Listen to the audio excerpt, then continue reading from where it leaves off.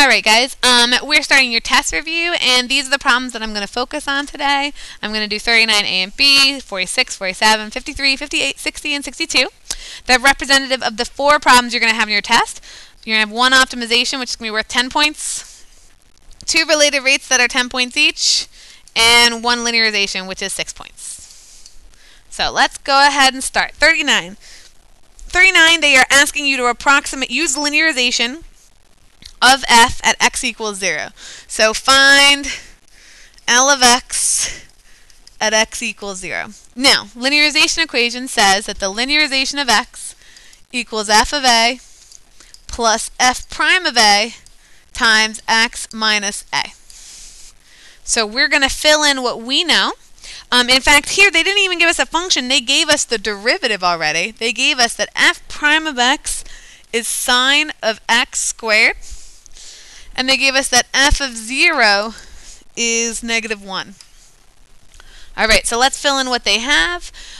This is saying, so the linearization of x equals f of a, that's the y value, so that's -1, plus f prime of a, that's the derivative at x equals 0. So the derivative when sine of x being 0, sine of 0 is 0, times x minus a, x minus 0.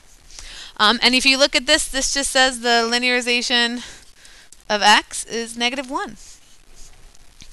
And going on to part B, they say use this to approximate the value at x equals 0.1. So the linearization for part B of 0.1, well, there's no place to plug x into, so it's still going to be -1. That would be the answer. Alright, moving on. Next problem is 46. So let's look at problem 46. Alright, they say an isosceles triangle has its vertices at the origin, or its vertex at the origin, and its base parallel to the x-axis. Above the axis on the curve 27 minus x squared. So if you use your calculators and graph, 27 minus x squared will look something like this. And they're saying there's an isosceles triangle which has its vertex at the origin and its base parallel to the x-axis. So you can imagine it's an isosceles triangle. And these are going to be the same length. And they want to find the largest area, which means area is what we're actually going to maximize. This is our maximize thing. So the area of a triangle is 1/2 base times height, and we need to use everything else that we are told to get rid of the b and the h into something that we know. So these problems were all really similar. This distance is x. If I make this distance x, then the height is just the equation of the curve, which is 27 minus x squared.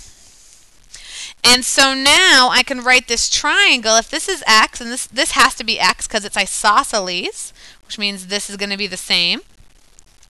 And so our base is going to be 2x's, and our height is 27 minus x squared. Alright, let me cancel out my 1/2 and my 2. That can cancel. And I'm going to distribute my x, and I'm going to get the area is 27x minus x cubed. Once you have your equation that you want to maximize or minimize or whatever you want to do to optimize it, in terms of one variable, which I do now, I can go ahead and take its derivative. We're always going to get an equation in terms of one variable, take the derivative. We're going to get 27 minus 3x squared. We're going to set this derivative equal to 0 and go ahead and solve. I'm going to add 3x squared, divide by 3, and take the square root. Now this should make sense because that means we can be 3 away over here and 3 away over here. Let me just make sure I answer the question. They want you to find the largest area. So let's go ahead and plug 3 into our area formula. So when I plug in 3, we get 27 times 3 minus 3 cubed. And 3 cubed is 27.